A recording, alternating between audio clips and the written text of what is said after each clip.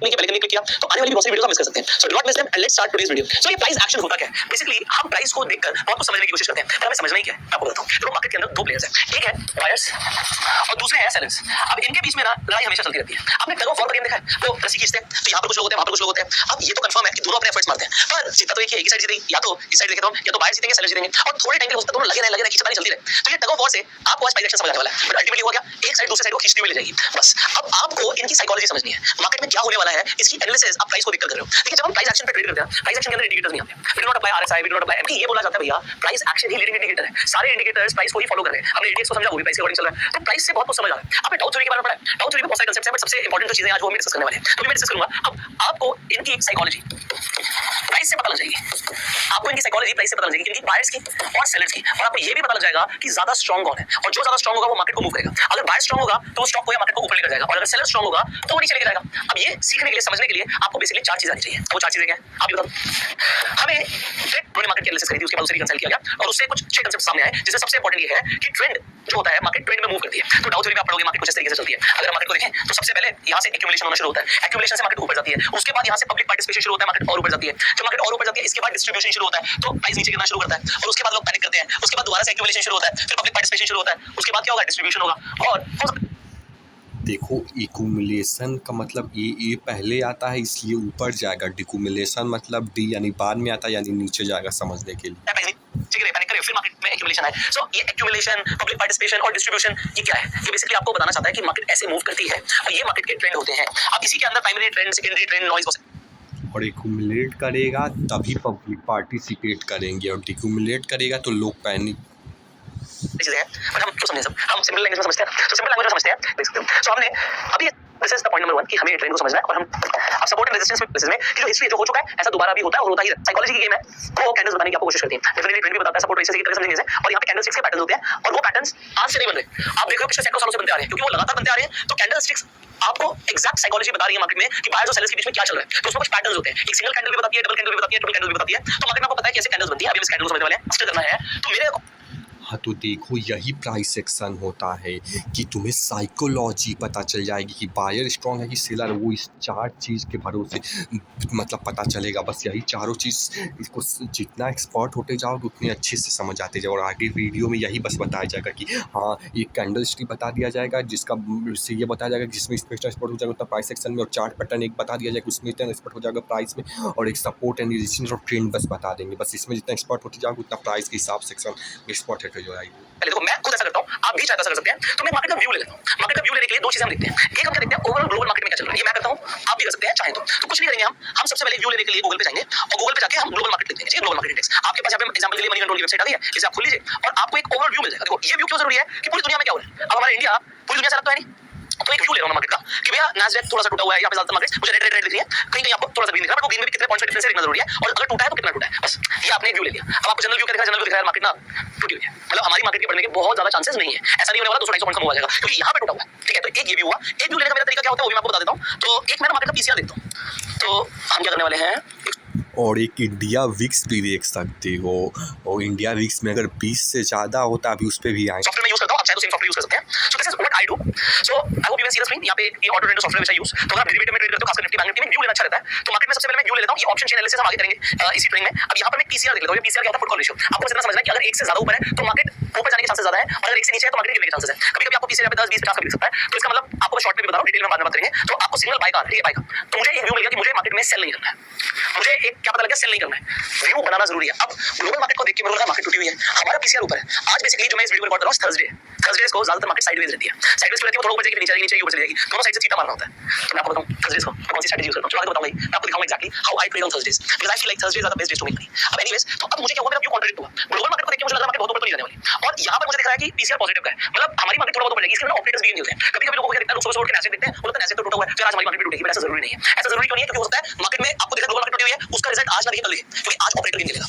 पता नहीं नहीं हो सकता बिजनेस के लिए, पता नहीं क्या बातें बोल रहा हूँ, आपको लगेगा यार क्या अभी बहुत जल्दी शुरू हो गई आपके लिए, but this is important, you should understand global market टूटने के बावजूद भी मार्केट बढ़ सकती है, बहुत ज्यादा नहीं बढ़ेगी, बहुत ज्यादा बढ़ेगी, मैंने बोला 200 पॉइंट्स मूव नहीं आ सकता, तो जितने का मूव आना है वो भी आप एनालाइज करोगे, तो अभी मैं बहुत सारी चीजें मिक्स करूंगा, सिंपल डायरेक्शन करेंगे, ठीक है। तो एक व्यू यहाँ पर क्या हुआ, मेरा ही व्यू कॉन्ट्रडिक्ट हो गया कि ग्लोबल मार्केट टूटी हुई है, मुझे लगा मार्केट बहुत ऊपर जाएगी, बट पीसीआर देख के अब मैं सेल नहीं करूंगा, पीसीआर देख के मैं कोई भी ऐसा ट्रेड नहीं लूंगा जिसके लिए मुझे लग रहा है कि मार्केट टूटेगी, क्योंकि पीसीआर का मार्केट नहीं टूटेगी, बस पीसीआर का मार्केट नहीं टूटेगी, सो मार्केट के साइड में होने की प्रोबेबिलिटी और बढ़ गई है। अब आयरन विंडोज करो ना, मैं करता हूं, चलो कंटिन्यू यहां से। सो अगर ग्लोबल मार्केट बढ़ी हुई होती और पीसीआर भी पॉजिटिव होता तो चांसेस थे, मेरा व्यू आ जाता कि आज मार्केट बुलिश रहेगी, सो तब ट्रेंड ट्रेडिंग कर सकती थी, क्योंकि तब मार्केट वोलाटाइल होता तो तब ट्रेंड ट्रेडिंग कर सकते थे, लेकिन क्योंकि अब इस साइड बेस है तो थीटा डीके का से कर देंगे, नहीं तो तब ट्रेंड ट्रेडिंग कर सकते थे। ट्रेंड ट्रेडिंग कर सकता हूं।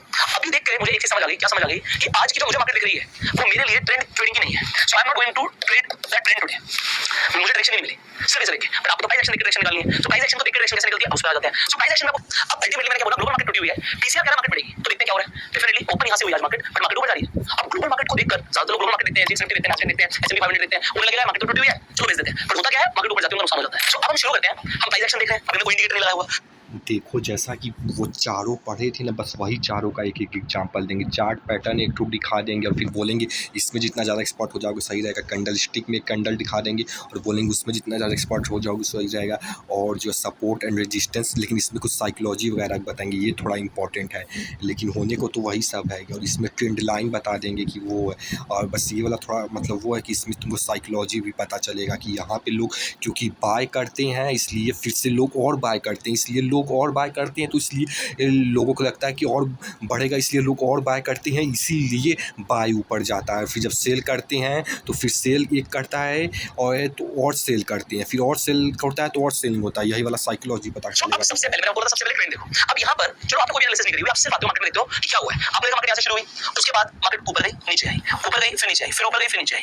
अब आपको क्या दिख रहा है वो इंपॉर्टेंट है, आपको दिख रहा है कि मार्केट में प्राइस जब स्टार्ट हुआ यहाँ से आपको दिखा कि यहाँ से ओपन हुआ, उसके बाद मार्केट ने हाई बनाया, हाई के बाद लो बनाया, फिर मार्केट ने एक और हाई बनाया, फिर लो बनाया, ट्रेंड में जा रहा है। इंपॉर्टेंट क्या है, जो अगला लो बना उसने पहले वाले लो के आसपास भी नहीं पहुंचा, तो आपको एक हायर लो मिल गया, जैसे ही आपको एक हायर लो मिल गया उसके बाद आपका प्राइस दोबारा से ऊपर जाता है, फिर आपको एक लो मिलता है और वो पहले वाले से भी हायर लो है। जब आपको दो बार हायर लोज मिल गए तो आपको क्या पता लगा कि मार्केट अभी अप ट्रेंड में है, तो ट्रेंड कौन सा है, ट्रेंड अप ट्रेंड है, ट्रेंड जब तक चेंज नहीं होगा जब तक आपको रिवर्सल का साइन नहीं दिखता। तो अब अगर आप लोज को कनेक्ट कर दोगे तो आपका एक ट्रेंड बन जाएगा। अब इस ट्रेंड को लेने के लिए आप सिंपली ट्रेंड लाइन भी प्लॉट कर सकते हो, ठीक है। तो ये टूल्स है कुछ आपको पता होना जरूरी है, आपने लोज को कनेक्ट किया और आपको आप एक ट्रेंड लाइन प्लॉट हो गया। अब मैंने आपको हमेशा बताया था जो प्राइस एक ट्रेंड में चलता है वो सपोर्ट लेता है ट्रेंड लाइन पर, तो प्राइस बार-बार अपने ट्रेंड लाइन के आसपास आने की कोशिश करेगा। अगर ट्रेंड लाइन हमारी ब्रेक हो जाती है तो it can be a sign of reversal, पर उस टाइम पे हमें वॉल्यूम भी देखना होता है, ओके। अब यहाँ पर मैंने इंडेक्स का चार्ट खोला है, इंडेक्स पे आपको वॉल्यूम नहीं दिखेंगे, अगर आप इंडिकेटर पे जाके वॉल्यूम लिखोगे भी तो इंडेक्स पर आपको वॉल्यूम नहीं आएंगे। आप यहाँ पे मैंने आपको बोला तो वॉल्यूम किस पे चेक करोगे, आप फ्यूचर्स पे देख लो, सो फ्यूचर्स पे और जो आपका इंडेक्स है उसमें ज्यादा फर्क नहीं होता। तो अब आपको नीचे क्योंकि वॉल्यूम्स दिख रहे हैं तो अभी इंपॉर्टेंट क्यों था, मैंने आपको वॉल्यूम क्यों लिया, क्योंकि जैसे मैं ट्रेंड लाइन प्लॉट करूंगा, अगर मैं यहाँ पे दो लोज को जोड़ता हूँ एक लाइन ले जाऊंगा तो ये हमारी ट्रेंड लाइन होगी, ठीक है। ये हम ऐसे ले जाके छोड़ देते हैं ऐसे, एक सेकंड।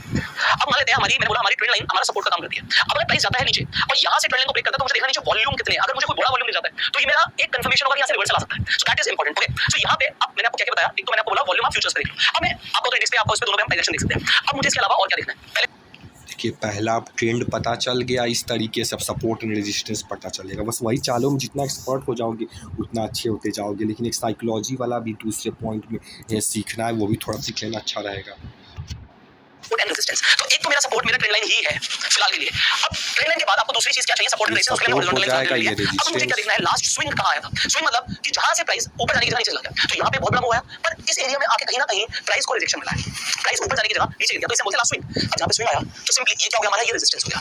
एक सपोर्ट मुझे ट्रेंड लाइन दे रही है, तो दूसरा में सपोर्ट एंड रेजिस्टेंस देखना है। अब देखो सपोर्ट एंड रेजिस्टेंस में आपको हमेशा बोला था कि एक जोन होता है, तो आप रेक्टेंगल लोगे ज्यादा बढ़िया, तो हॉरिजॉन्टल लाइन लेते हैं तो बेसिक टूल्स है। अब यहां पे उसी जोन के आसपास आके प्राइस को दोबारा से रिजेक्शन मिल रही है, बट जहां मेरा प्राइस डाउन ट्रेंड में आ गया है, नहीं रिजेक्शन मिली है, वो सपोर्ट अभी देखो सिंपल है, वो सपोर्ट कहां पे लेगा, सबसे पहले वो सपोर्ट लेगा अपने ट्रेंड लाइन पे, ट्रेंड लाइन के आसपास आके वो थोड़ा बहुत ऊपर नीचे जा सकता है। और ट्रेंड लाइन कैसे प्लॉट करेंगे, हमने दो लोज को कनेक्ट कर दिया फिलहाल के लिए, जब मैं आके प्राइस देख रहा हूं तो मैंने ऐसा किया, ठीक है। अब यहां पे इसका यहीं पे सपोर्ट बना हुआ है अभी, ओके सपोर्ट बना हुआ है और अभी ये ऊपर रेजिस्टेंस बना हुआ है। अब आने वाले टाइम पे हम चार्ट पैटर्न्स की भी बात करेंगे, क्योंकि प्राइस जब बार-बार ऊपर नीचे जा रहा है तो वो चार्ट के ऊपर आके पैटर्न बना रहा है।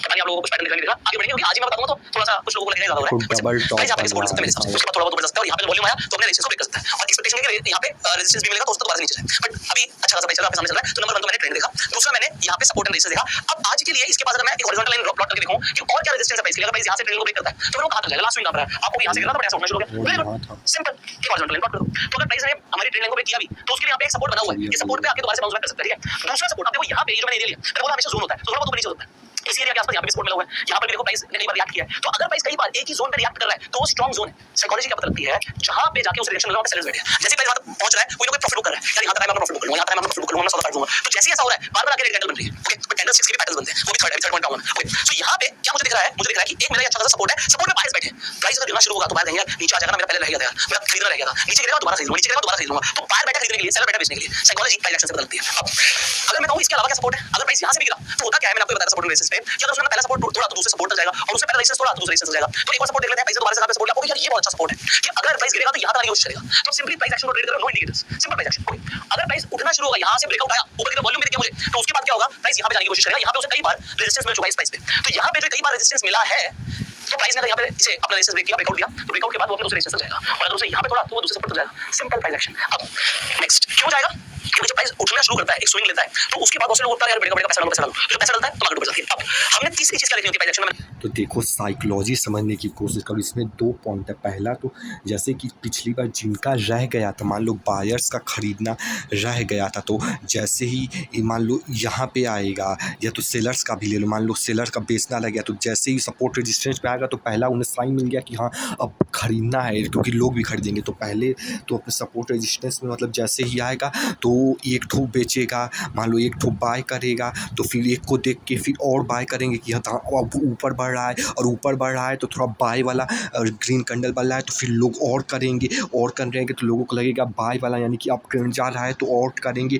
तो ऐसे करके क्योंकि बाय हो रहा है, क्योंकि ग्रीन कैंडल बन रहा है, इसलिए लोगों को लग रहा है और करेंगे, तो लोग और करते जाते हैं, और करते जाते हैं, और फिर ऊपर तक जाता है। और फिर उसके बाद जो है ऊपर जाता है, तो फिर से वही दूसरा वाला मतलब यही था कि क्योंकि लोगों को लगता है कि ऊपर जा रहा है तो थोड़ा सा और करते हैं, फिर जैसे जैसे और होता जाता है तो और लगता जाता है, ऊपर जाता है, ऐसे करके कि एकदम ऊपर जाता है। और इसमें सपोर्ट और रेजिस्टेंस पे जिसका लेना रह गया था तो एकदम मान लो ऐसे जैसे इसमें दूसरा का यूज हुआ था, पहले ऊपर फिर और ऊपर लगा तो ऊपर गया, और फिर जैसे रेजिस्टेंस से फिर से अब जिसका लेग रह गया तो लेना फिर से लेगा, क्यों एक ठो लेगा तो फिर दूसरे वाले में ही होगा कि फिर और नीचे जा रहा है, तो हाँ और नीचे गया तो अब लोगों को लग रहा है और बेच रहे हैं तो फिर और लोग बेच रहे हैं, फिर और लोग बेच रहे हैं, यानी सेलर्स स्ट्रॉन्ग है। तो इसलिए इस तरीके से बस यही 2 चीज़ें जिसमें से ये वाला मेन है कि मतलब कि एक को लगा कि ऊपर जाएगा, और वो एक को तभी लगा क्योंकि सपोर्ट रेजिस्टेंस उसका लेना रह गया था, तो इसलिए